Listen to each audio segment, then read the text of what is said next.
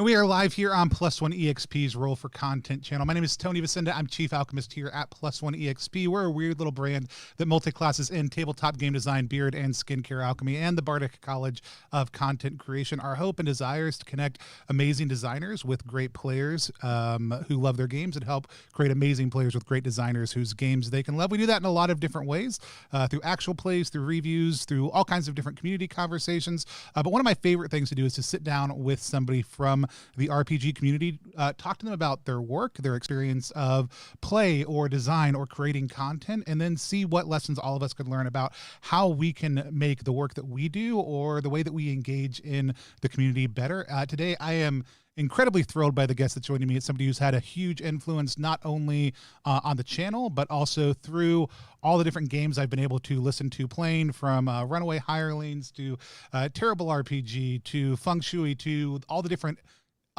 content that they have created has influenced both the design, the way we manage the channel, and has been a huge inspiration to the work that we do here. And that's James D'Amato. James, thank you so much for being here with us. Well, thank you so much for having me, and hello, heroes. I am so thrilled to be here. For those of you who don't know me, I am James D'Amato. I am the host of the One Shot and Campaign Skyjacks podcast and president of the One Shot Network. I am also the author of the Ultimate RPG Guide series for Adams Media, which is an imprint of Simon & Schuster. I have like a weird odd duck chimera of experience. Like, I do a little bit of game design. I do a lot of actual play and presentation around games. And I write books that are like adjacent accessories to games too. The big things that I do that you should know on One Shot, we play a wide variety of RPGs. We present different role-playing games as self-contained stories that we release in 1 hour episodes every week. We usually feature about 2 new games a month, and I've been doing that for I think like 7 years now. I really should know that going into an interview, but we have over 400 episodes. So we've featured a lot of games. If there's something that you've been curious about, something you want to see how it plays before you take the effort to go out and buy it or read it, there's a pretty good chance that we featured it on One Shot, and you can listen to it on our podcast. The other thing that I do that I'm extremely excited about is running the Campaign Skyjacks podcast. That is an ongoing long campaign set in a world inspired by folk tales and the music of the Decemberists. It is an anti-colonial, anti-capitalist sky pirate program. It is a really, truly beautiful story that I hope everyone goes out and listens to at some point, because I am so very proud of it. Awesome. Now, like I said, I'm a huge fan of One Shot, and yeah, it's somewhere between 7 and 8 years, because I actually looked at the date about a month ago. Also, not specifically for this interview, but when we were having a conversation I told James about right before we went live with a couple of designer friends of mine, and a lot of us tracked back our desire to start designing indie RPGs to listening to James play these amazing games with designers or with friends or with other people. And I always just love to start with play. Now, at some point you started hitting record on a podcast and putting out these 400 plus episodes, but let's talk about before that. How did you just get into playing RPGs?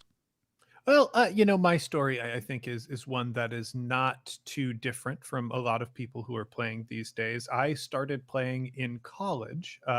There was a club on campus that ran like weekly board game nights and a lot of role-playing games. And I had absolutely no interest in it. But there was somebody who I wanted to meet. I thought was very attractive, and I wanted to get to know them better. And they had entered the Introduction to D&D game that this club was running.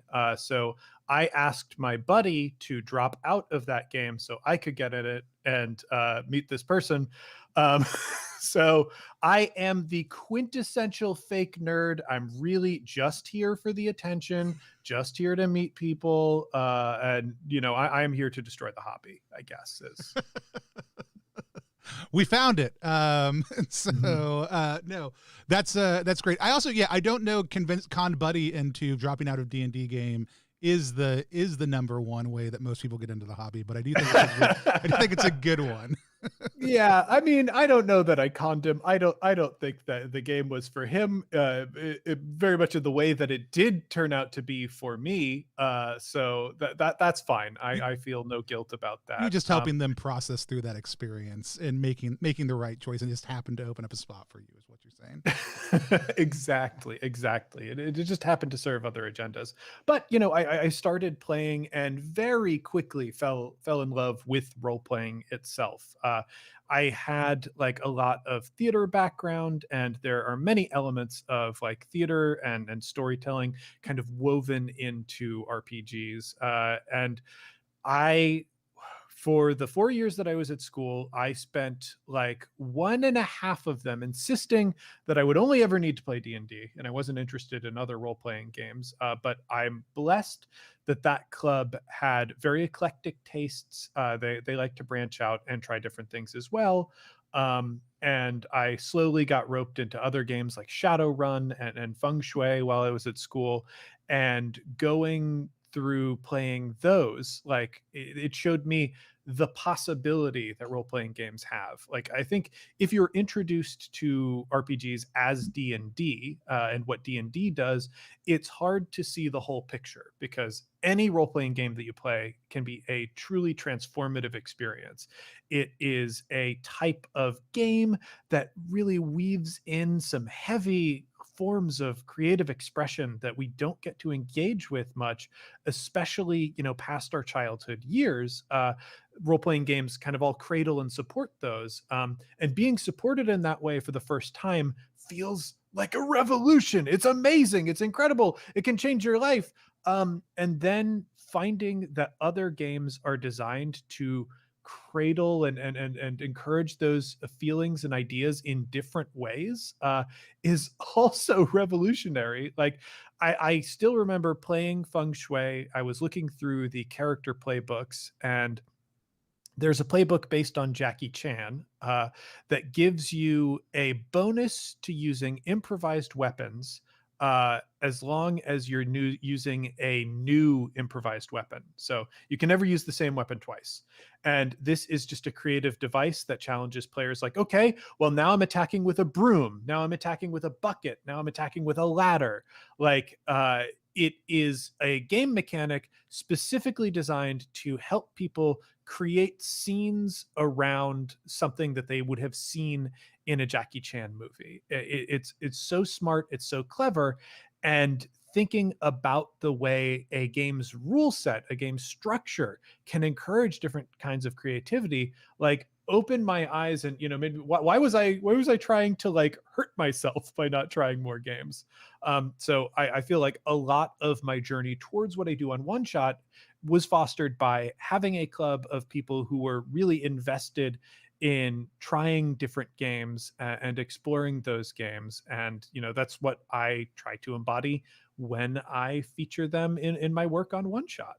Yeah, I love it. I also love, I feel like a lot of the times you approach games with a sense of wonder and awe that I don't see in a lot of people in the community. Like you are, I love hearing on this show you marveling at a simple, small thing that you discover and play at a game. And even, 7 to 8 years in, it's still fun to hear those moments where you seem to be having a moment of discovery on the air with the other players and designers, and I love that. Like I want to talk a little bit more about that in just 1 second, but I would love to just kind of know from you, like, what are some of those, as we kind of look at that, what are some of those games for you that have been some of those revelatory moments beyond that first one? Like, have there been a couple other games that really opened up your mind to a new way of thinking about play that you can just kind of think about that moment at the table?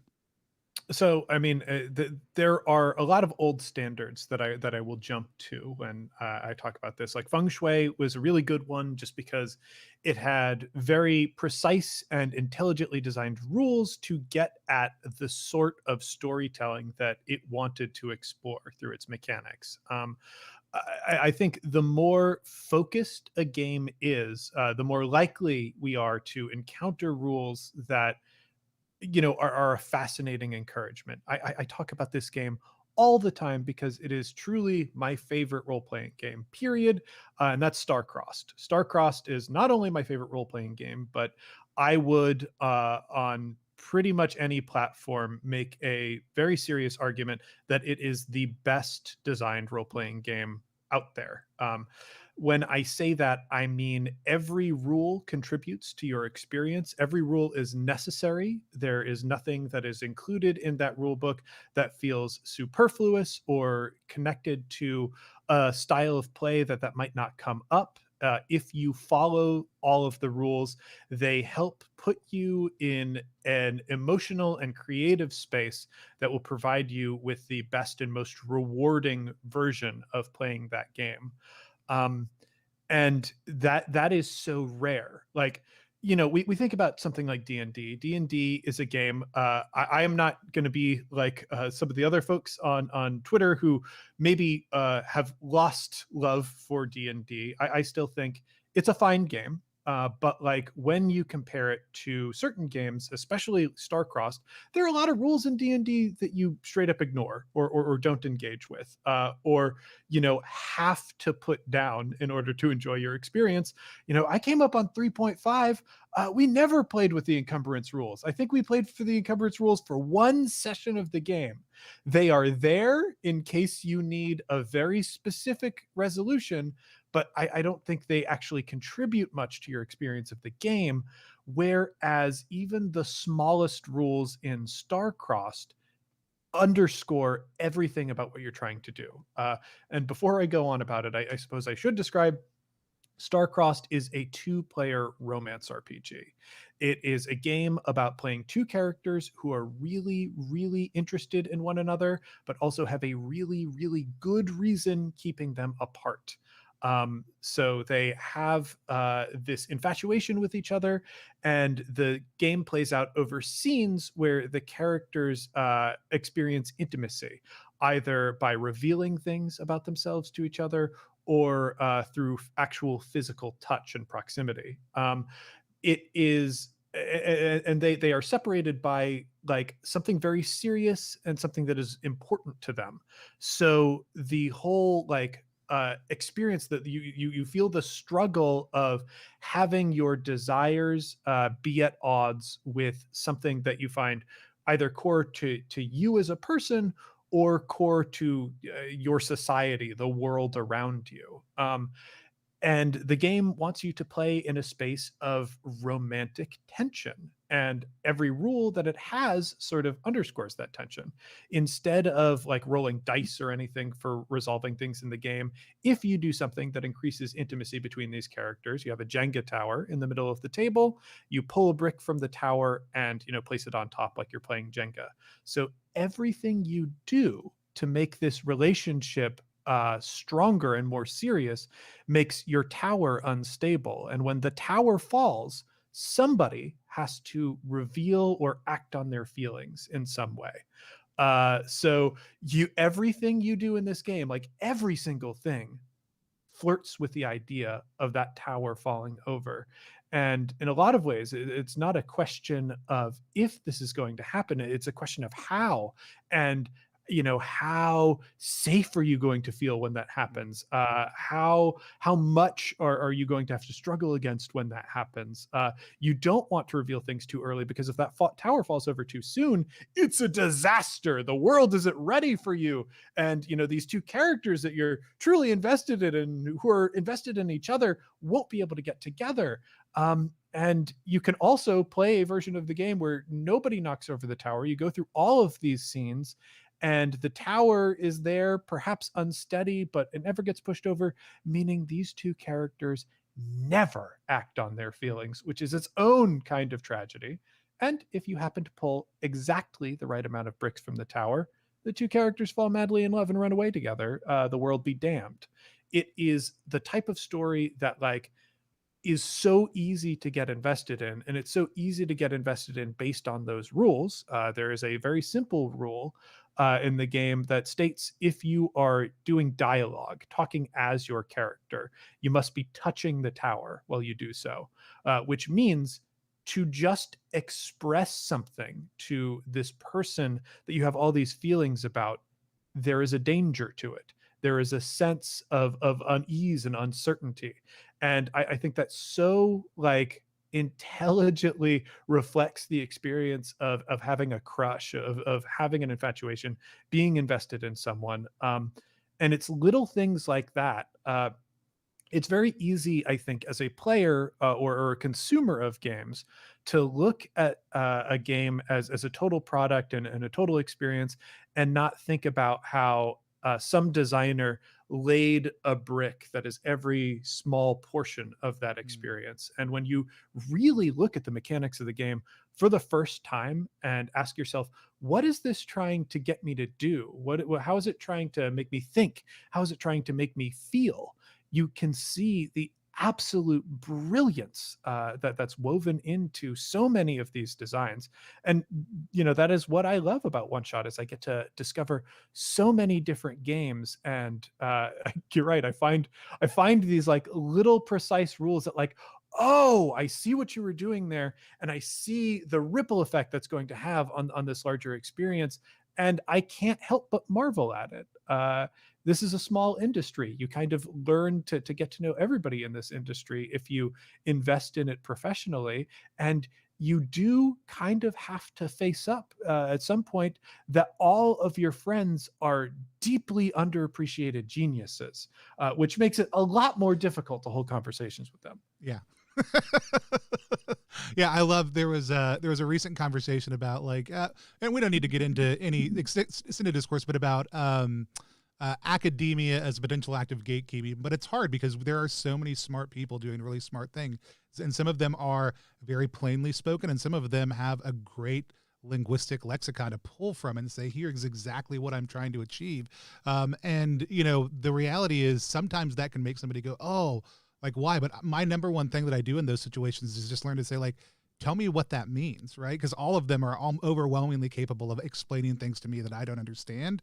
Or as I play them, it starts to become more and more clear, oh, here's what they meant when they said, X. And so asking conversations, playing games, but yeah, constantly finding yourself surrounded by people who are doing amazing things and think about things in wildly different ways, but are just making beautiful things, is 100% one of my favorite parts about it. And I think you all demonstrate it so well, not just on One Shot, but on all the shows in the network in different ways, which I want to talk about. So at some point you stopped just playing games and started hitting record on that and putting them out in the world. What led to that decision? I mean, it was certainly before early in the podcast boom. It was before actual plays were a fairly regular thing. This was early on for both of these mediums. Podcasting had existed for probably a decade to 12 years before that, but not as a sincere medium or a major focus. So it was very early on in that process. What made you want to take that leap? So I mean, the thing that I was trying to do before getting into the whole RPG world was just be a comedian. I came out to Chicago to study at the wonderful improv theaters that we used to have, and wonderful is in quotes because a lot of those organizations were absolute messes. But many of the performers that you meet and work with are wonderful, and some of the skills that you acquire are really valuable skills that I'm so grateful to have.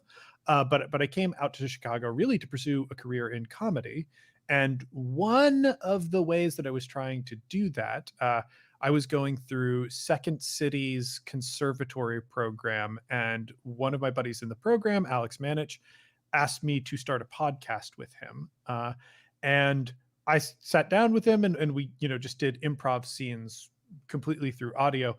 And it felt like a revelation. It was amazing because a lot of the problems that I ran into, the things that frustrated me about trying to pursue a career in comedy, is the ways in which you are waiting for permission from somebody else to do the thing that you want to do.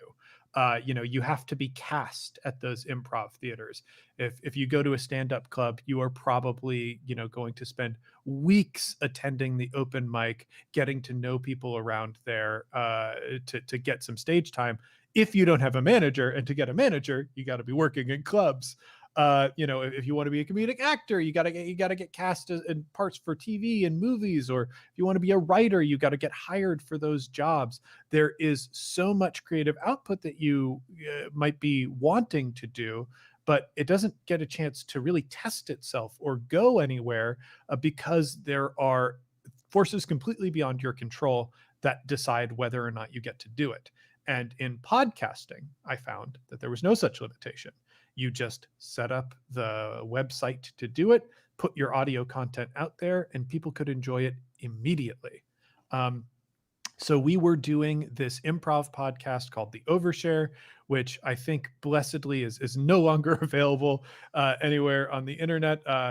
There were some fun things in that, but there was a lot of growing pains as an artist that I was going through. But we were doing the show for a while, and we got picked up by a podcasting network in Chicago that is sadly no longer around, called Peaches and Hot Sauce. And the head of that network knew that I played role-playing games, and he was listening to Brian Posen's Nerd Poker, which was, really one of the proto actual play podcasts. And he says, I like this. I think this concept is fun. I'd like you to develop something like it for our network. And so I took a look at Nerd Poker, and I took a look at the other shows that were around at the time. And I saw that pretty much everyone was playing either D&D or Pathfinder's Rise of the Rune Lords campaign. Like, I swear to you, I looked at like 10 different podcasts and YouTube shows, and it was Rise of the Rune Lords everywhere. And I was like, well, thanks to my wonderful college experience, I know that there is more to role-playing games than this. And I, probably had only played like 11 different games at that time, and I thought I'm pretty well read. Absolutely wrong. But like, I was like, I could show off that diversity by featuring different games and putting together a show where we just feature different games. And our hook will be that we're working with improvisers, we're working with people who have spent years training themselves to create spontaneously to please an audience. And so like those very early episodes of One Shot, like if you go back, like, I do think the show developed and got better as it went, but even the early ones, I think are still pretty entertaining. And it's because a lot of the people that we're working with are really talented performers, and they're talented performers who happen to train themselves to do the very specific thing that RPGs do. So that was our hook. That's kind of how it came about, and the response to One Shot was very warm, so much warmer than the response of improv theaters to my auditions. So I eventually made the decision, like, I'm getting more satisfaction and attention from this than I am from any of the traditional routes that I want to go about to be a comedian and a performer. So I'm just going to focus on this. And I really have not regretted that decision. That's awesome. I love that. And it continued to grow from there. Like it wasn't just One Shot. Like I said, Peaches and Hot Sauce eventually was no longer. And eventually the One Shot network became a thing. But one of the things about it as it's grown that I've really loved is the desire. And I think it goes a lot to what you were just saying, to remove those barriers, like to take what podcasting does well as a medium, let somebody who is a professional, who is trained, who has an idea, who has a passion, pursue that without a lot of gatekeeping. And I feel like One Shot has done a phenomenal job of empowering other people to pick up and say, hey, do you want to do a podcast? Or somebody who has an idea for a podcast to come in, be able to pitch it and find a home there. How did you start to invite people into that process? I mean, there's a level at which it's one thing to say, we're going to sit in a room and we're all going to play together because I have a level of presence there. It's another thing to start to say, I'm going to give this over more and more to other people and create those spaces. Tell me a little bit about that. I mean, like part of it was a natural evolution of what we were doing, because what, like, I do say one of our hooks was that we were working with improvisers, but not everybody was an improviser. I mean, Cat Cool, who is, early on a part of the network and has gone on to do lots of really truly amazing things in tabletop, like, is not an improviser, and would insist throughout all my time knowing them that they are not a performer. And like slowly having spaces at our table where it's not always going to be performers. I think in our first dozen episodes or so, we start inviting tabletop game designers onto the program to feature their work. People who were just in the Chicago tabletop community, performers outside of all of that. I think as part of it, probably a big part of it, is seeing all these games and the ways games could be made and distributed lowered the barrier to entry. I think in my mind a lot. Like I stopped really seeing or believing that there was so much of a separation between somebody who played a role playing game and someone who could make one. And it's because like I had this appreciation for the ways in which people would express themselves. And I think like it is a game now that I don't really run much anymore because I don't think it has aged well. Everyone is John. Like it is a delightful game. It has very good design. The basic premise is ableist in that you are portraying like a cartoonish and stereotypical version of someone with multiple personalities disorder. But Everyone is John, as it was published initially, was on a website called Sandor at the Zoo, which was a now defunct website attached to like some school's university like webpage system. That they had, I think, like in the early 2000s for their students to just publish things on the internet. And like that was published alongside All Out of Bubblegum and a couple other things. So the game itself was really just a couple paragraphs on some random web page somewhere on the internet. Uh, and it was fun to play and like it provided an experience that's like as memorable, as fun as anything that like Hasbro was doing with Wizards of the Coast, which makes you realize like, oh, you don't need that professional polish to make a good game or a fun game or an engaging experience, which means we should be looking in a lot more places to look for people who have something to say, who can show us a little bit of what is impressive or magical about the world of role-playing games. Our core mission statement at the One Shot Network really hasn't changed much since our inception, which is we want role playing games to be more accessible and more inclusive. We want to show that off through actual play by like lending our skills as performers to the work that people put into games. We want to show people like, this is why this is fun. This is why you might like this, and this is why this designer did such a cool and good job, and you should check out their work. That's and it is like it is an amazing thing to have watched the execution of that over time. I feel like lots of times you'll have an organization that starts out with that desire and then kind of just like it'll start to drift. Like organizational and mission drift is absolutely a thing that happens, and I feel like One Shot has only doubled down on that commitment over the years. Like it's gotten better and better and grown and changed. I also am always I also love that I feel like you are somebody who's put yourself out there as somebody who's willing to be corrected when you are wrong. And like even in just your explanation right now of like, hey, we used to love this game, but like there's some significant issues with it. And here's what they are. And we know that, right? And the ability to be able to identify that, learn that, grow from that is what I feel like has helped One Shot refine down and really go deeper into what its mission is from an external perspective. And this is me just being nice to the guests now, but I do think it's an absolutely amazing thing and comes from you and other people on the network being willing to say, oh, maybe that wasn't the best way to do that, and we need to do a better job. Yeah, I think, I mean, like, I will not say that we are perfect or really even make a claim that we're good. What I will say is that we are very seriously invested in trying to make games more accessible and inclusive. And a big part of that is listening to people when they tell you that you have hurt them and acting proactively as best you can to the best of your abilities not to hurt people in the first place. Um, And like when I say it's blessed to me that the overshare has gone from the internet, I don't think I always approach things that way, and it was I'm very grateful.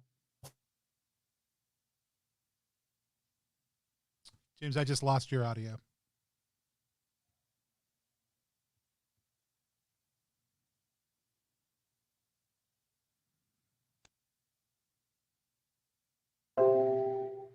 I heard a noise. Are we back in it? Yep. Okay.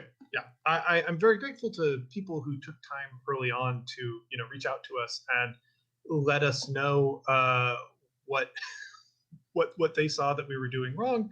Because, I have been for all of my life like a young person who felt that I was very like liberal leaning. I'm a queer person, and I know what it is like when the world is not listening to you and doing things that continually hurt you and limiting your ability to be places by casually slinging around offensive content. And now, especially as I am an older person, I think it is a big part of my responsibility to take very seriously the things that people say to me when they are bringing up, hurt or frustration. We lose a lot of truly brilliant people who come through our hobby when we don't take them seriously or when we casually include things that hurt people. I will never forget Avery Alter. I think one of the most talented and really influential designers of the past decade or so. Avery has had to step back from role playing a couple times. And in one of her posts, she mentioned like asking herself when she was deciding whether or not she wanted to stick around, is this community nurturing me? And if the answer to that is no, as it can be for folks with marginalized identities, then you could lose Avery Alter. Imagine if she had come to that decision before she made Monster Hearts. Like the loss from all the people who were really inspired and saw themselves in that game and found so many experiences that they found revelatory, exciting, and that they'll remember until they die. It is like shocking to think about how bad you could actually make the hobby if you just simply aren't trying and are not caring. Like I said, I don't think we're perfect. I would really shy away from any praise that we receive on that, but we are very serious about trying to do our best. People will probably still look back in a couple decades after all is said and done, and even the things that I am proudest of, they'll be able to look at that and go, well, this was flawed. And that's fine, because that does mean the world is getting better and not worse. Yeah. I also think I love the distinction between intentional versus perfect and good, because I mean, I feel like there's a real limitation in the attempt to be perfect. But if you're just intentionally pursuing something and trying to consistently be better, you get a whole lot further in that space. And I love that. There's actually, like, as somebody who operates in that same space, there's a lot of freedom for me in that statement of like, yeah, I am going to mess up. I will do things wrong. Hopefully it will be always unintentional, and that I'll have the wherewithal to stop, pause, apologize, and move forward in a better direction. I mean, it's the ethos of a person who carries a lot of privilege in his life. So, like, there are ways that we can interrogate it as it does. Living that way is really a way that makes it possible for me to exist and be creative. We can judge how valuable a thing that is, from a separate space. But I do think it is what I am capable of. And really, I think that's all I can promise to people at the end of the day. Like, also having like my learning disabilities, one of the things that has become very important to me over time is, rather than doing something perfect, doing something and finishing something is like the real thing that I am after. I have turned in so many essays, so many final products that were riddled with errors and mistakes and things that like I would never have the energy to really root out. And I could have done that, but I think it would have, in the long run, really hurt me to try and do that. So I sort of make the decision that what I want to do is produce things. And in doing that, like I need to hold myself to a standard that I think is attainable and as responsible as I can really realistically expect myself to make it. If we turn around tomorrow and the One Shot Network is suddenly taking in millions of dollars, like, well, I can afford to spend more resources on making sure that we are even better and better, and that we, do the best we can in so many new ways. But for the resources that I have right now, and for the person I am right now, I stand behind what I do as firmly as I can. And where we misstep, I'm invested in fixing it to the best extent that I possibly can. That sounds really reasonable. But like I said, I think it's good, and not just interactive with not just how you treat other people advice, but I think that's a great place to start and really where we should start. But it's also very practical advice. If you're a designer out there, if you're somebody out there who's working on creating content, if you're somebody out there who's taking things away, that's an absolutely phenomenal piece of advice. And it's going to be different for everybody. Like learning what those limitations are, learning what those pieces are for you, learning how to challenge yourself without overwhelming yourself. But to move forward with that type of intention, I think is a great thing to walk away with. That said, in addition to all the pieces that you've done through the network, all the content you've created, there's a specific thing that you've been doing for the last few years that I am in love with. A couple of years ago, you released, and I'm now trying to think about the order. Which book came out first in the Ultimate RPG Guide? That was the Ultimate RPG Character Backstory Guide. That's what I thought. Yeah. So this book right here, yeah. And so, yeah, the way that came about was actually pretty funny. I was contacted by my editor Rebecca at Adams Media because they were looking into publishing stuff about RPGs. Like one of the things that I can say about actual play and the role-playing market really in the past decade where I've been active in it is it went from something that was, a rounding error in the Wizards of the Coast branch, which is in turn a rounding error under Hasbro's circumstance, into something that a imprint of a major publisher looked around and went, oh wow, there's some real interest here. Something's going on. Maybe we should invest some of our resources in this. But Rebecca went out looking for people who knew stuff about RPGs and approached me with a concept. They said that they wanted to do a book of 100 exercises or activities or what have you to help somebody develop a backstory for an RPG character. And when I was approached for that, I originally thought that this was an anthology and that they wanted me to write a few exercises for it. Because I mentioned before my learning disabilities, I have ADHD and I have dyslexia. I have never ever thought of myself as the type of person who would ever write a book. So I, agreed to it initially because I'm like, well, yeah, I can contribute a little bit to that. And she asked me for writing samples, and I sent the samples off. I was thinking, okay, well, they're going with me to pitch this book, and they'll once it gets approved, like the anthology can open up and whatnot. But they sent the contract over to me, and the contract stated that I was writing the whole book. And I kind of had a moment like, oh my God, do I want to commit to this? This is so much more than I thought I was committing to with it. But I rolled the dice on it, and I still remember the thing I told my editor is like, hey, I don't know if I can do this. I'm really going to try this, but we'll see if we can do it. And now I am 4 books in, and I think the answer is, unfortunately, you can. You can commit to a big work project, and you do have to finish it every time, and it's always a lot of work.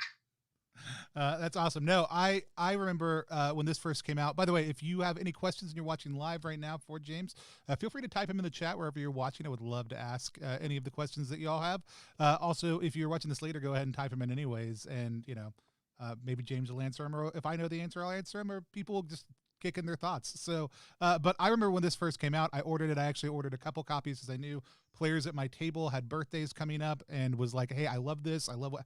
So one shot, I'm going to get this. And every player I gave it to loved it, took it home, and used it for their characters as they went on, or would write characters because they're the same kind of nerd that I am and that weren't for any of the games we were playing, and just take their characters through that, which is one of the things I loved about this book. It was something where it's not a solo RPG, so I don't want to represent it that way. But if you're the kind of person who has characters laying around that you're like, man, I wish I could get this character to a table but never had, you could just pick some of these prompts and write them up and sit and think about them for your character. So tell us a little bit about this first book if people aren't familiar with it. Yeah, one of the big things that I was going after in this, because again, when I got this kind of assignment, I took a look at what the market was as it was for this sort of thing already. And what I found was a lot of books that had random tables to inspire you to do different things.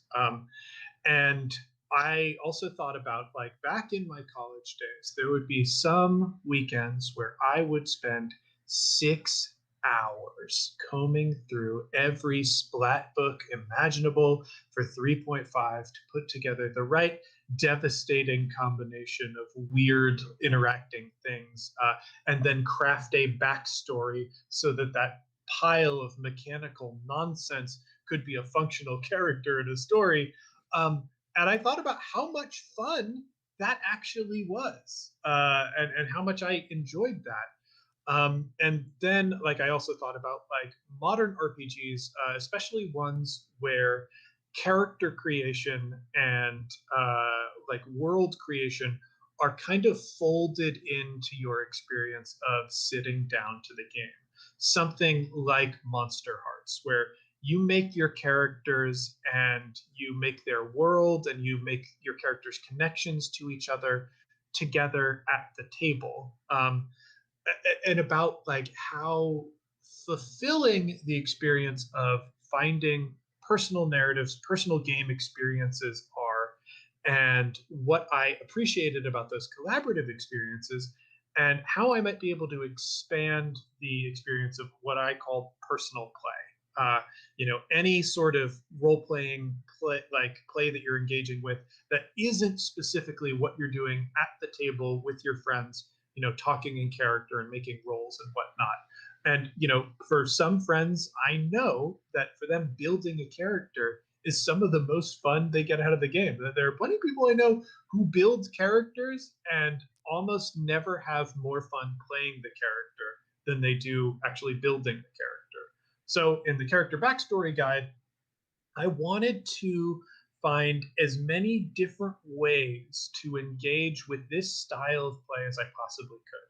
And now we have journaling RPGs, solo RPGs, what Gian Shim calls connected path RPGs that are primarily about the solo experience. And I'm sure we had them before at the time that I was writing this book as well. I consider this not a solo RPG experience. Like you pointed out, this is an accessory experience that can attach to a larger role-playing experience. I think you can take exercises from this book and have fun with a character that you take to a gaming table by yourself when you're alone, or there are mini games and structures within this book that help you, expand your experience of play while you're at the table. So that's what I was aiming for. I wanted to be something that could be used like the random prompt generators that we see floating around, but also kind of had a more pointed and specific and personal angle to them. Yeah. No, and it's a phenomenal thing. I was helping a friend develop an RPG a little while ago. The concept was that everybody's just kind of thrown into this party at the beginning, which is not an uncommon thing, but it was that you're going on this spiritual pilgrimage through this land where darkness is encroaching, but you're all people who got together, say your worst thing you've ever done in front of each other, and then you go on this thing and you're not supposed to talk about it necessarily or inquire to each other, but there's also no sense, because there's all these divisions in the culture, of why these people would actually cohesively do this other than some sense of cultural honor, which is valid. It's all valid. But from a play standpoint, it was like, well, what, like, none of us know how to talk to each other in this mode, and it would be really helpful if there's a little bit of guidance in the book. And I pulled out the Ultimate RPG Character Guide. I went through, I picked like 3 pieces from that. I wrote out a couple more similar prompts, and I was like, what if every leg of the journey, there was the concept that we're supposed to discuss one of these questions? And I was like, how would that look? And I was like, I'll tell you what, at the beginning of the next session, I'll present it as if I was the GM. Just give me like 5 or 10 minutes at the beginning. And we all talked about the one thing we brought, the one thing we left behind, which is one of the early exercises in the book. And it was transformative at the table. Like, all of a sudden, people were able to realize things about each other's characters without having to be inquisitive in a way that wasn't appropriate to the game world. It opened up a deeper understanding of what they were. And you could see people realizing things about their own character, having that experience of Marvel, having that experience of being surprised just by saying, like, what's the one thing you brought with you, which was already a conceit in the game. You got to bring one personal item with you. Okay, well, what's the one you didn't bring with you? And how do we share those? And if that could be a great first step on this journey. And then, how do we incorporate that into the ritual of play? And it sings. Like, it's an absolutely great way, I would say, to just even open up table conversations if you're stepping into a ongoing campaign, to ask people these questions about their characters, to find a reason that they're talking about it, whether that's naturally or not. Even communally is a really great experience at the table for players who may not have think about it. So we've used it in some really fun ways. Like I said, I also just give it to people to say, hey, here you go, nerd. Like, I know you're gonna sit around and use this on your own a lot. And so I really love it. We have a question from Right Teach Play. Actually, we have a long statement from Right Teach Play. This is our friend Keel. I'm a big fan of the Ultimate RPG micro RPG book, which we're going to talk about also. I played Pig at a Wedding and 2 relatively inexperienced RPG players, but very experienced actors. It was hilarious. I'm a huge fan of the indie RPG renaissance we're going through right now, and love your role in documenting it. I'm developing a game that, in the length, is more like a 2-shot. Experienced players can play 3 to 4 hours, but new players, it might be more like 5 to 6. Do you think a game that's specifically designed for a 2-shot can easily find an audience? Yeah, I think so. I am going to say there is no game at this point that I think does, or even game concept or structure, that doesn't have the potential to find an audience. Like, a lot of it breaks down to presentation or whatnot, but there are plenty of people that I know that have met for like 2 sessions of a campaign, and that campaign didn't go anywhere after that. So they could have played an entire game in that time with your game, which sounds just lovely. I definitely think there is space for it. Any idea that people really have, there is space for it. It's sometimes it is a matter of like the zeitgeist that you catch on to when you release your game. Sometimes it's the presentation of the game, but I think anything really has the potential to find an audience and connect people, because it's art at the end of the day, and all art is kind of like that. Yeah. And I think the question is, if it's a 2-shot structure, what's the arc of the first play session, and how does that interact with the arc of the second one to make sure that it lands solidly? Is the big question I would want to know. Like, as a player, as a GM, as a designer, that's what I would be looking for. Is not, okay, it's going to take about 2 sessions, or is it 2 sessions? Like, you do this session, you pause, you come back, you play the second session, and there's a reason for that. There's a bunch of great games that have this act structure you walk through, and is it a part of your game? Like, I think those are all great questions to potentially think about. But that also brings up the Ultimate Micro RPG book. You have other books in the line. We're also going to talk about the one that just released, but this is also, I will say, probably my favorite out of all of them. Lots of times it's sitting up behind me on the shelf when we stream, but it's the ultimate micro RPG book. I love it because I love the work that you do, but I also have a lot of friends who wrote 2-page RPGs in this book, and like you said, they're all geniuses, and so I Yeah. love this book so much. It's absolutely gorgeous. Tell us a little bit about the ultimate micro RPG book. So this was a pitch that I like after a couple successful books, I was able to bring back to my publisher and be like, hey, we had the backstory guide and the gameplay guide; those were successful. Here's a thing that I want to do because the businessy and like industry brain part of me was like with my publisher is Adams Media. They're an imprint of Simon and Schuster. When I publish one of my books, they show up in bookstores all over the world. Like when you go to a bookstore and you think about like, wow, the role playing section is usually just D&D. These days, it's usually just D&D and the Ultimate Micro series. Right, like it's D&D, maybe a Pathfinder book, and books by Adams, and so like that's it. So, which like is a true game changer in potential for what we can achieve in making a market for role playing games.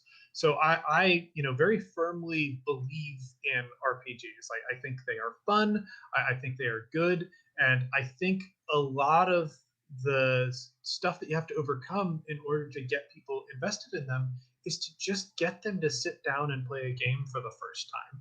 And while it has been a good pitch for a lot of people, let's spend 4 hours playing a fantasy adventure survival combat game isn't super appealing to everyone.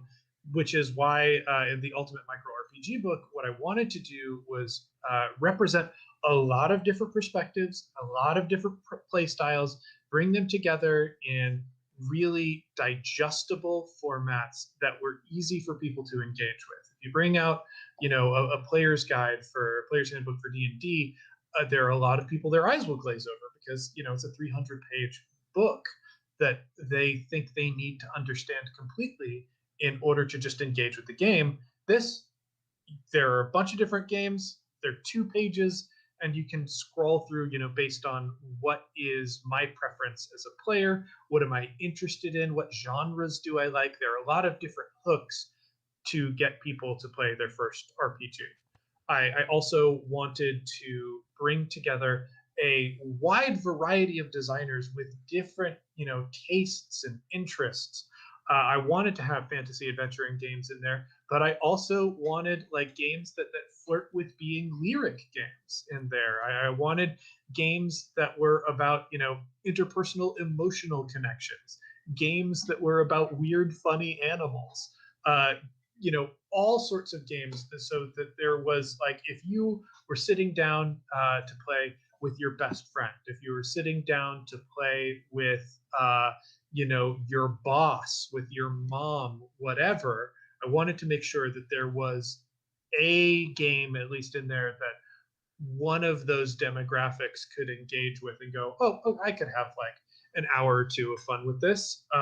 And so it was engineered to work that way. And what we did is just like throw the weight of Adams Media behind it and get it distributed as far as it could. And hopefully, like it has done pretty well. Hopefully it continues to do well and does even better, so that more things like this can get produced. Because if the Ultimate Micro RPG book is a model for showing that not only are RPGs worth the attention of publishers that have money, but weird RPGs that are about very specific subjects, about very personal subjects, about things that you don't typically think of as an executive when you think about role-playing games, basically anything that is not Dungeons and Dragons, then all of a sudden there is this rich world full of extremely talented geniuses who are just sitting around not receiving big checks from huge corporations. So I tried to engineer it as best I could to be an appealing product to consumers, to be a proof of concept to the publisher, and to be an experience for our designers that made them feel valued and like their work could, get out there and you'd be something that they see on a bookshelf and be a big success. So we'll see, but I truly love that book. I love so many of the games in it. I feel so honored to have worked with everybody who contributed to that book. Like so many of them, I feel like I am not the best person to have edited a book like this. I think because of my other books, I was able to carry it and really carry that pitch through. But like every single designer in that book is a more talented designer than I am, and I am just so honored that my work got to be next to theirs for that, and I hope good things for it. Yeah, and that's the amazing thing about it. Like, it's not just like, oh, now all of a sudden it's Dungeons and Dragons, a Pathfinder book, and James's books about the Ultimate RPG Guide. There's 40 other designers whose works are in those major stores. Who here's the other thing, like, got paid well to create this book, because it wasn't like if this type of book would be something that, I mean, the amount of 2-page RPGs that come out on itch and other platforms every week could fill one of these books and then some. The reality is, like, at that point in time, that person's putting it out, they're putting work into it, they're putting time into it, they're paying for art, and they may be operating that at a deficit. This ensured the book not only got made, but that people got paid well. Even if you went to something like Kickstarter with, oh, we're going to put together an anthology of this, somebody has to do a lot of that work, and Adams and the Micro RPG series already had a platform to build on, or the Ultimate RPG series, and that's such a really great thing to see in the world, and I do hope we get to see more of it. If somebody's out there watching and you take nothing away from this from me, go buy this book if you haven't. If you already have, buy a book and give it to somebody else who you love. I'll shill shamelessly. I think this is such a great and wonderful book. And Adams is not in any way, shape, or form sponsoring this stream. I just really love it, and I've been so excited about these books, and it was a great excuse to have James on to talk about them. So I really I want you to buy James's new book also, but this one is the one I love the most out of the entire series. I would like to see a lot more success for this book. Like one of the other things that we did with it too is all of the designers who designed for it have copyright over their work. There is an exclusivity period for the book where they can't publish it anywhere else, but once that exclusivity period is up, they will be able to republish those games as they like.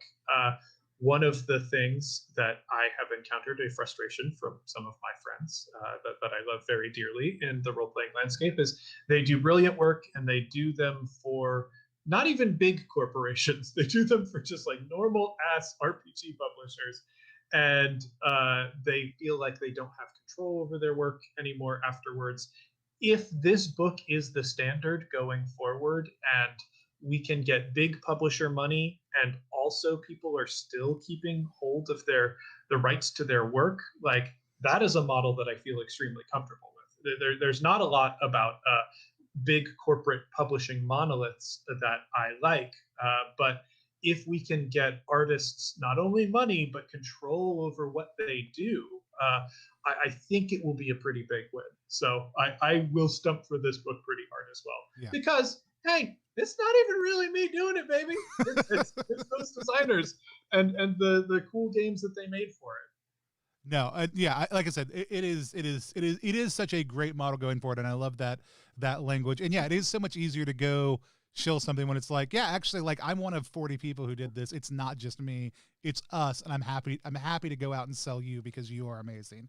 So let's talk about the most recent one in the series, which I just got in the other day because it just came out the other day. It came to me on the day after release, because apparently the delivery person couldn't find my house the first day. But that is the Ultimate Art, which maybe I was like, I want it day one, baby, and I didn't get it.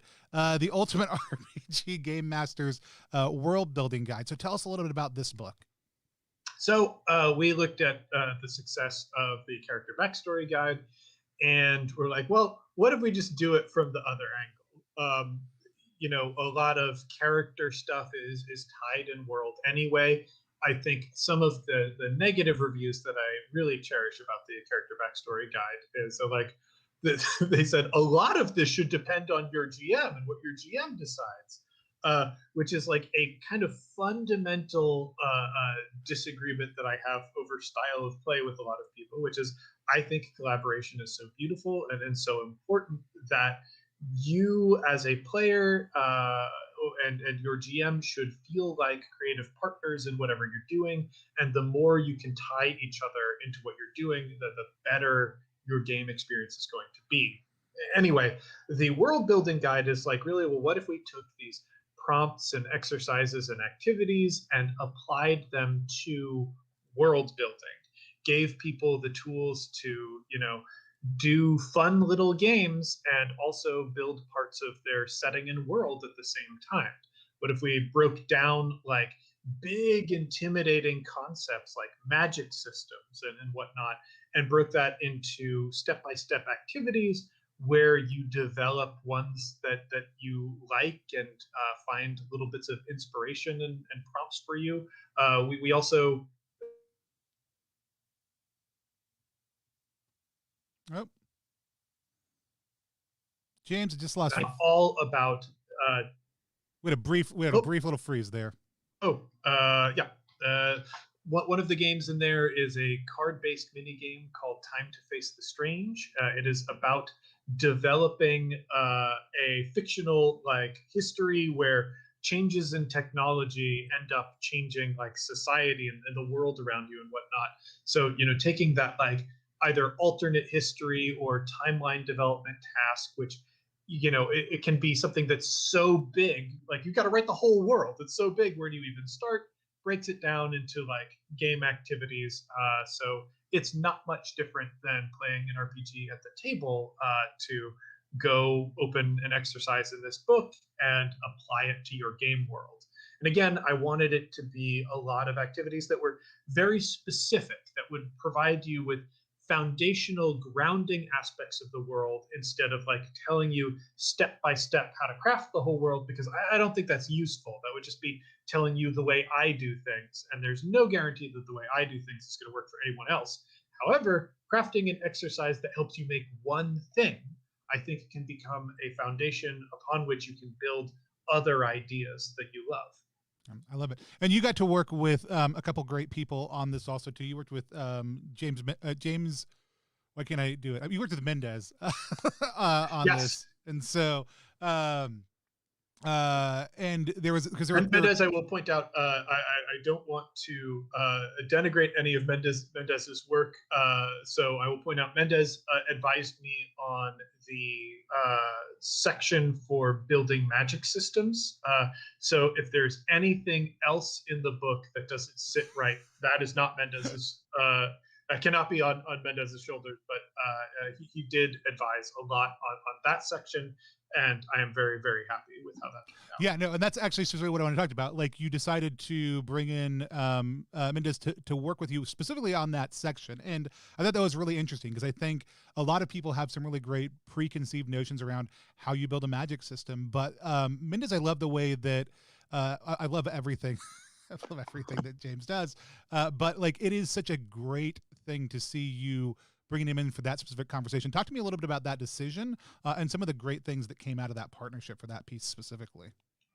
So, I mean, the big thing was I was going through the Making Magic exercise, and I was trying to break down terminology for different systems of magic. What I wanted to do in Making Magic is give people ways to make specific magic systems. When you think about, like, I use Rothfuss's Name of the Wind as a great example of this. There are several magic systems at play in that work. Naming is separate from sympathy and other things like that. They all fit in the world together, and the world is kind of built on and around them. But they function differently. They have a different feel in fiction for what they allow you to accomplish and how you engage with them. So I was thinking about, like, well, if I am developing my own magic system, I kind of want to see the puzzle pieces of where a particular system might fit and how I might incorporate it. And while I was writing things out, I found that I was struggling with terminology that felt right. Um, I think the what we called like legendary magic. I think in the final version, for a while, I had mystic down. And I was like looking at that word, and it wasn't sitting right in my mouth. And I'm like, I listen to Asians Represent a lot because they're a network partner, and I love the show. But they talk a lot about Orientalism and like cultural othering that comes from portraying a culture as like magical, for lack of a better term, and then the way that kind of dehumanizes people in their very serious and important cultural practices.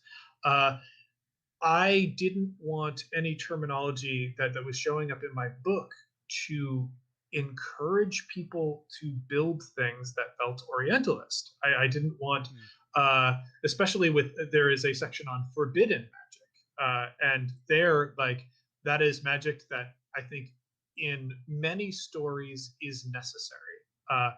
It is magic that hey, this magic produces bad results. We can decide whether or not it's evil, but like if you do this, you are probably going to get hurt in some way, or people are going to get hurt. And so much fiction puts a thin layer of racism over evil magical practices.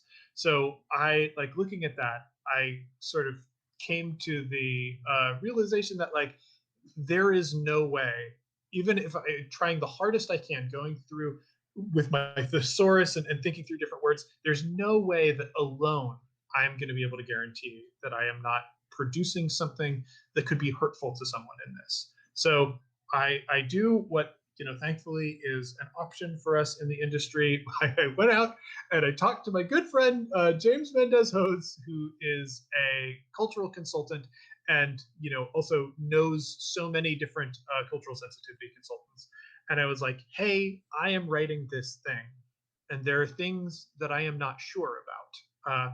And so I sent him like sections of it, and I tried to explain what I was going for, what I wanted to do, and he ended up pointing out issues that I initially did not even see.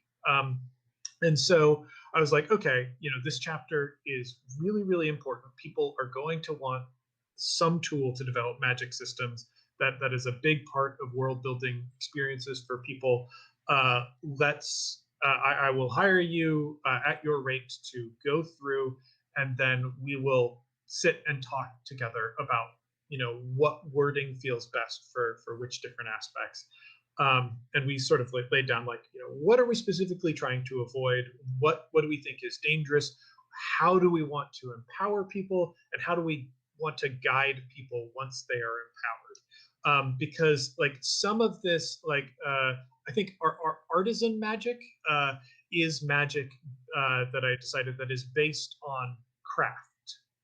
And like if we look to Lord of the Rings, that's like, well, that's elven or dwarven magic in the forges and how they produce wondrous magical weapons just based on their attention to craftsmanship as blacksmiths. It is weaving cords and clothing and whatnot to like magical effects and whatnot. And because all of that is tied to important cultural practices, there's a very big chance that someone developing something could be racist, especially if they are not specifically trying to be anti-racist. So we just went through in changing the language and changing the structure and adding a few advice columns and whatnot, set people up, I hope, to do the best they can and not commit the sin of cultural appropriation while they are trying to build a fun, cool world. Because like if you've done something, like anybody who has misstepped can tell you, it is not a fun thing that you want to do. So I want anybody buying my books to like have their best shot at developing something really cool, really personal, really fun, that also has an awareness of itself and the ways in which what you're doing with it interacts with the larger outside world. I love it. I've already started reading a little bit. I'm super excited to actually just dive in more intentionally. I know we didn't talk about time specifically beforehand. I do want to be conscious of your time. It's been about an hour. I have 2 more questions I would love to ask. If you Go have go time. ahead. I don't have any. Okay, I just wanted to make sure because I know, like, I was like, oh, I didn't tell him. We usually go about an hour, but I'm also loving this, so I would love to ask you these 2 questions. One is about the book, and that is, was there an activity in here that you were really surprised by, that you really enjoyed as you went through the way that it developed for you? And so, if that link is giving you the 404, that's probably because I typed it in wrong. I will figure out what I did wrong, and I will figure that out in just 1 second and put the right link down there. But yeah, is there an activity that you wrote for the book that you found especially enjoyable? Let's see here. I am now looking through all the stuff that we did. I mean, one of the first exercises that I did for this book actually came from the X-Punk section. It was the Enforcers exercise, which in this book, I departed from what we did in the first character backstory guide, which is that one was all about fantasy. And the reason being, I was trying to pitch to a big publisher with absolutely no credentials or anything but my podcast download numbers behind my name. They wanted something that was very close to D&D, so I was like, I'm just going to write fantasy because they have confidence that that will sell. When we got to the world building guide, I was able to go, hey, let's expand into different genres. And when I was thinking through, okay, like what major genres do I want to pull into this book? What do I think is going to be the most useful tool? Punk was one of the last genres that I thought of because it's like kind of a subgenre, more than just a genre. Punk is usually attached to something, and that something is usually an aesthetic. And a lot of times it flies with like sci-fi or even fantasy, but it's also a genre that I think isn't always done like with its full heart. I think there's a tendency, especially these days, to approach a product looking to capitalize on the aesthetics of punk without engaging with like the deeper thematic narrative of punk. You can look to something like Cyberpunk 2077, or I don't know what the video game is. I think it's 2077, where they took Cyberpunk, which is a really cool, like, actually has its roots in role playing, like a really cool world with its roots in role playing, and Cyberpunk as a genre itself, like, has so many really interesting and incredible works, all kind of based around how capitalism sucks and corporations are bad and authority is bad. Yet in the Cyberpunk video game, like, you get rewarded for doing missions for the cops, which felt wrong. So what I wanted to do in my X-Punk section is provide people with tools that would help them uphold like the underlying, kind of revolutionary roots of cyberpunk in going, this is about resisting oppression and, for the game master, in a lot of cases, portraying oppression to resist. So the enforcers exercise is about making yourself like a unit of cops to be in your world. Like, whoever, these are the people, they aren't the oppressors themselves, they are the group of people that enforces the oppression that the oppressive class like builds up. They are like the threat of violence that stands behind whatever you're trying to do in your world. So like in trying to break down like, okay, how do I do this? How do I guide people in those right directions? The tools that I came up with, like, we want to, because it's X-Punk specifically, and punk is so tied to aesthetics, we want to make sure that when you're building an enforcer, that their aesthetics are deeply tied to what you are trying to communicate to your players and through your story. We want to make sure they look the part when you put them on stage, that people know they're dangerous, that people know what sort of underlying belief structures the oppressing forces in your world have. And we want the players to know, like, in what ways they're dangerous. So breaking down style was really cool, but what I think really made the exercise work and pop off was the section on violence. In that, an enforcer, especially in a punk story, their relationship with the world is different shades of violence. Pretty much completely, that's all there is to them. So I wanted first for there to be non-lethal violence represented in the story. And what I mean by non-lethal violence is it's got to be something that the player characters can walk away from, because you don't want death to be your only stakes in a story all the time, because then it's hard to escalate if death is the only thing that you're working with. And we see in our real world the way cops do a bunch of damage to the world and people without claiming that they're trying to kill people. And I think that is important even in fiction to reference. And then there's lethal violence, which is kind of pretty straightforward. But the thing that surprised me in making the exercise was, I was like, well, rule of threes. I've been trained as a comedian to really like represent things in threes. That's how I think a lot of people are going to want to digest some of these exercises. So I was like, well, you need another kind of violence. And if you're not killing people and you're not specifically not killing people but still doing harm, what are you doing? I stumbled on emotional violence being like an important thing that you really need to craft into your enforcers to make them effective.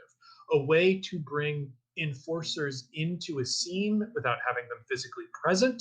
A way to show that people in your world are affected by the presence of enforcers, whether or not those enforcers are in front of them directly, like attacking them or something like that.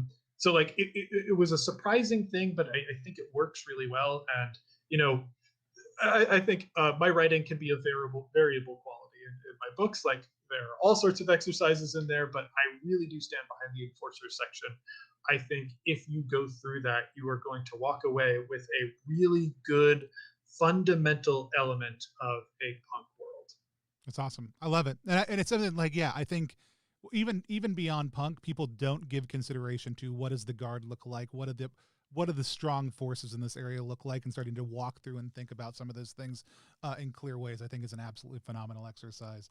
The last question I have, I think draws a little bit from that last piece on emotional, on tapping into emotions. It doesn't draw on emotional violence. It's the opposite of that.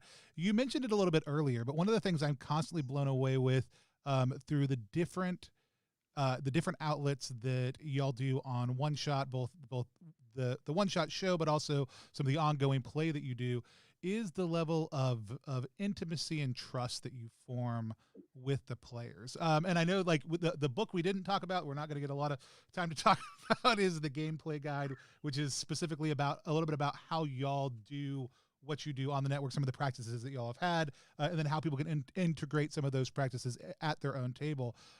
But if you had to give people maybe a note, because I was even thinking back to a Green Hour that you just did with Gian a little while ago. Like, there is this ability that I feel like One Shot has created and that you have nurtured, where there's a level of hopefully trust that lets people step into, as they're playing with each other, a sense of intimacy. And for anybody who doesn't know, like that term just means a sense of closeness to each other, right? The ability to trust and to make actual emotive connections with each other in a significant way through play, I would say. And I think that's demonstrated really well. As much as there's great goofy moments, there's all these deep, tender moments that actually touch on emotional cores.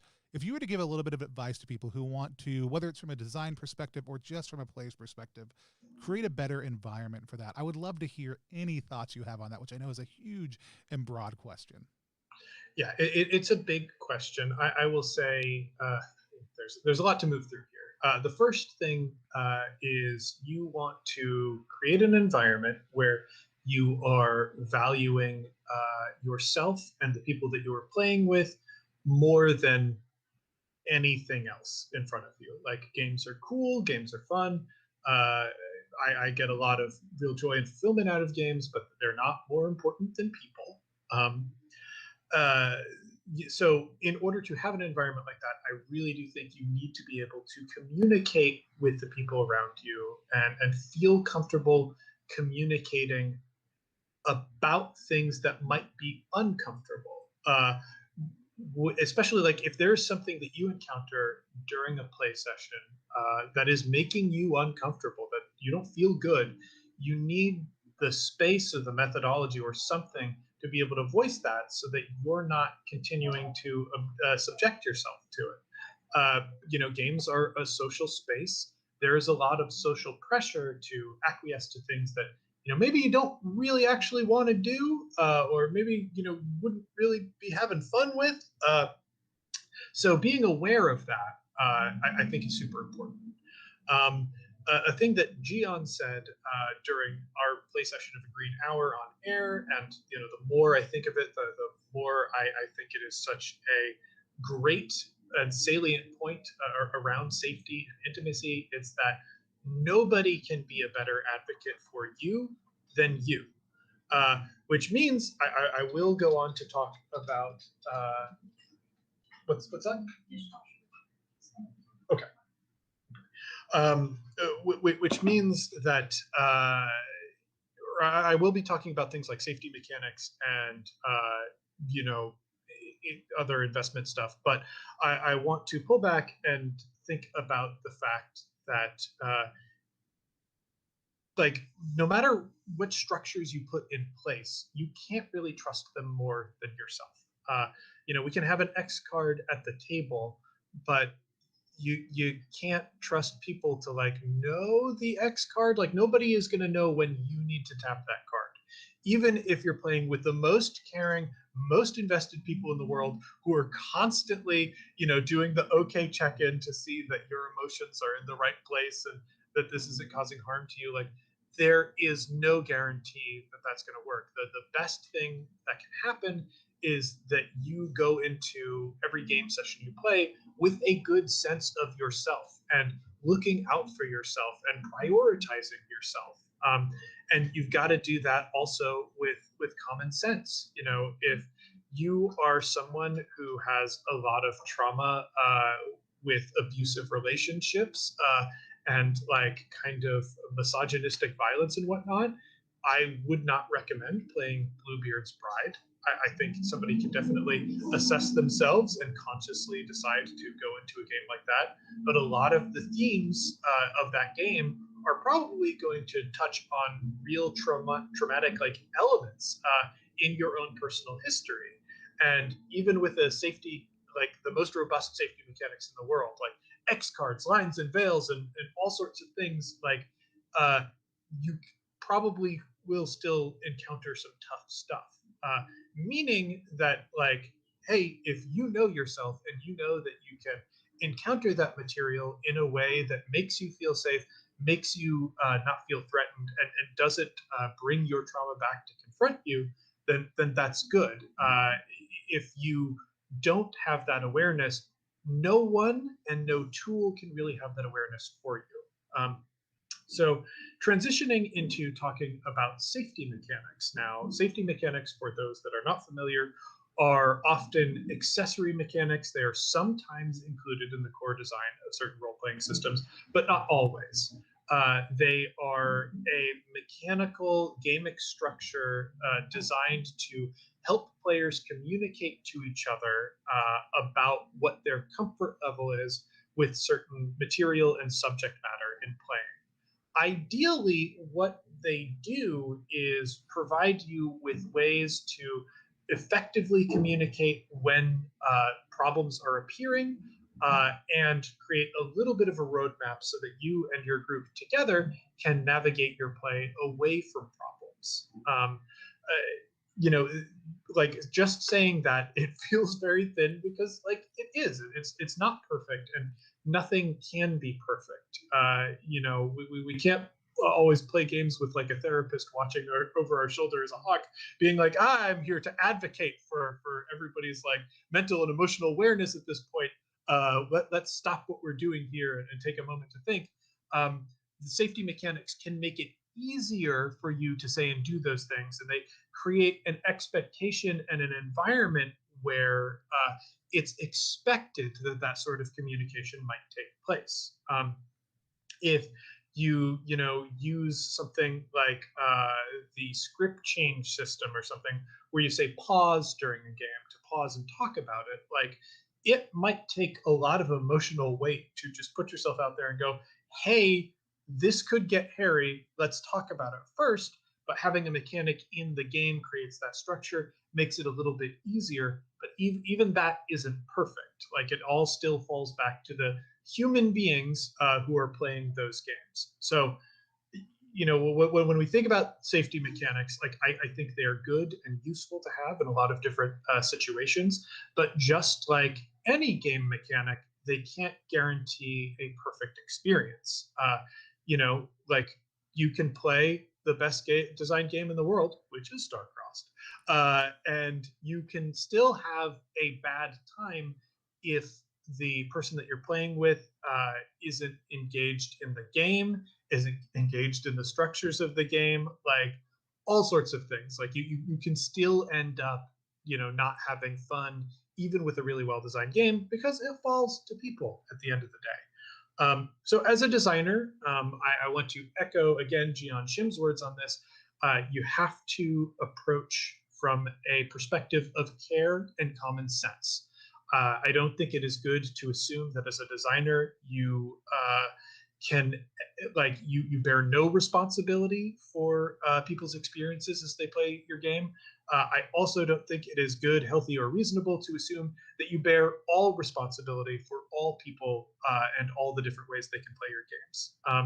I think you have to fold in the best tools you can that do the best job of accompanying your game and supporting people when they need support within a game.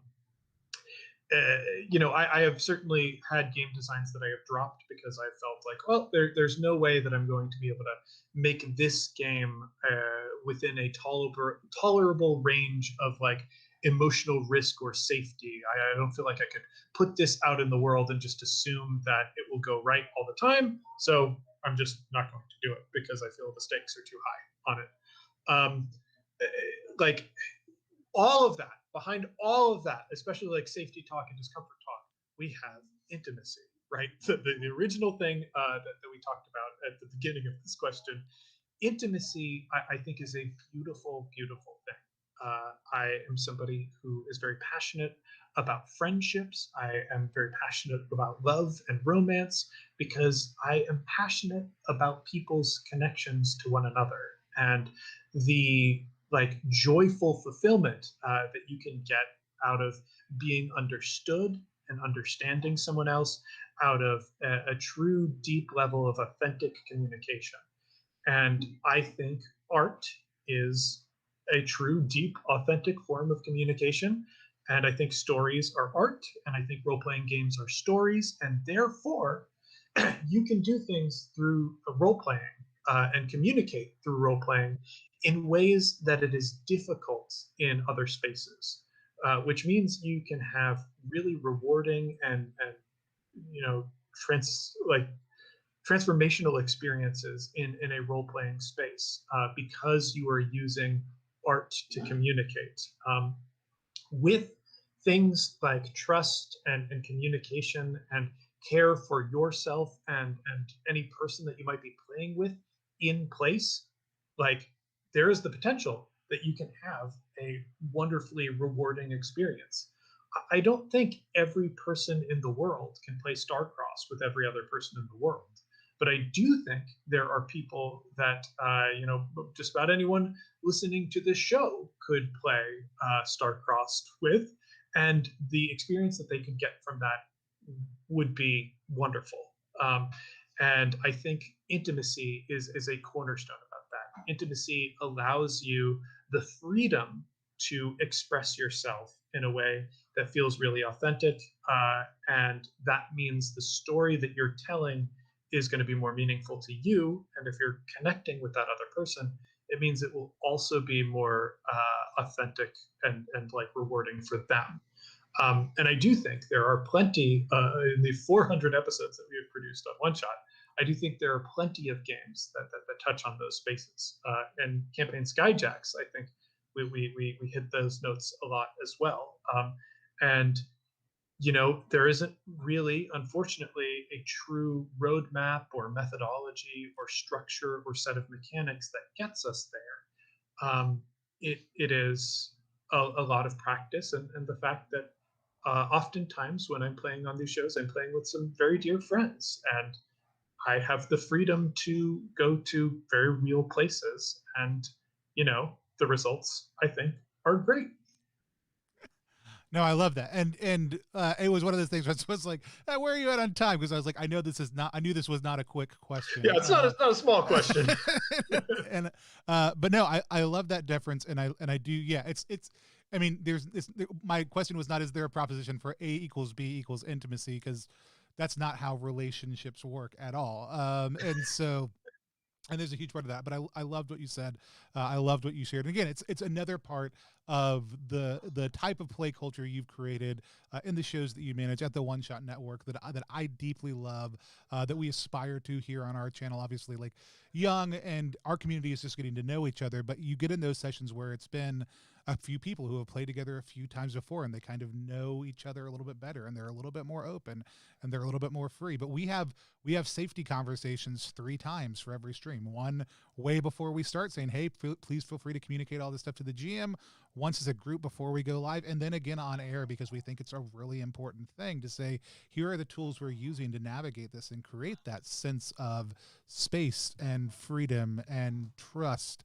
And if anybody's interested, the person who developed the script change mechanic, Bo Yeager Sheldon, and I did a probably hour and a half long conversation just about toolkits and safety mechanics. And I think Bo is also a contributor to the Ultimate Micro RPG book. So go check all those things out. James, it's been a blast to have you on. I would love to talk just forever. But again, what's the best place for people to find your work if they want to, and then more about the books that we've talked about today also? So if you want to find my work, the best place is getting a podcast application and searching for either One Shot, Campaign Skyjacks, or James D'Amato. Any of those should pull up my work, subscribe to my shows, and that is a great place to find me. If you are looking for my books, you can find them pretty much anywhere books are sold, in major brick and mortar stores like Barnes and Noble. You can find them on pretty much any online retailer, but my favorite is that you can find them at your favorite indie brick and mortar bookstores. You can probably also find them at your friendly local game stores as well. I don't know specifically what distributors distribute to those, but I have seen my books in game stores before. And with friendly local game stores, email them or ask, and they are usually more than happy to get them in if they don't have them in. And that's true for almost any gaming product. Always ask your local game store first if you have the opportunity to. And if someone's getting that retail credit for the sale of that book, you want it to be those indie brick and mortars. So definitely reach out to them and help them out. That is my favorite thing.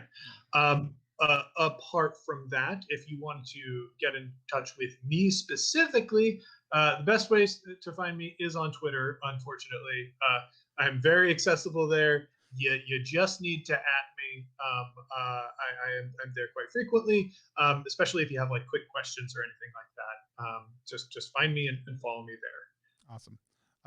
And again, for everybody who's watching right now, I'll drop the link again in the chat for that. If you